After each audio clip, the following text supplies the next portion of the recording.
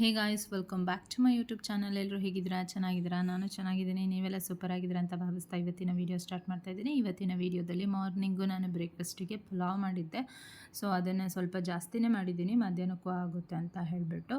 And ಸಂಜೆ friends, ಇವಾಗ ನಾನು ವ್ಯಾಕ್ಸಿನಿಗೆ ಕರ್ಕೊಂಡು ಹೋಗ್ತಾ ಇದ್ದೀನಿ ಪಾಪುನ. ಸಂಜೆ ಆಗಿದೆ.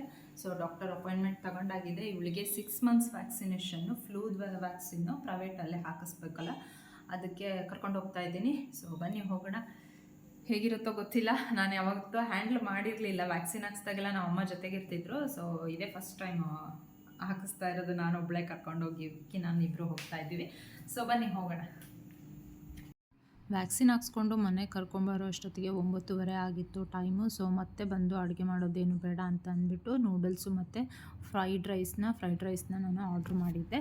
ಸೊ ಅದನ್ನೇ ತಿನ್ಕೊಂಡ್ರೆ ಆಯ್ತು ಅಂತ ಹೇಳಿಬಿಟ್ಟು, ಅದಾದಮೇಲೆ ಪಾಪು ಮಲ್ಕೊಂಡಿದ್ಲು. ಅವಳಿಗೇನು ಆ ಥರ ಏನೂ ಜ್ವರ ಆಗಿರಲಿ, ಪೇನು ಏನೂ ಇರಲಿಲ್ಲ. ಸೊ ಆರಾಮಾಗಿ ಮಲ್ಕೊಂಡಿದ್ಲು. ಸೊ ಮತ್ತೆ ಸಿಗ್ತೀನಿ ಮತ್ತೊಂದು ಮಿನಿ ವ್ಲಾಗ್ ಜೊತೆಗೆ.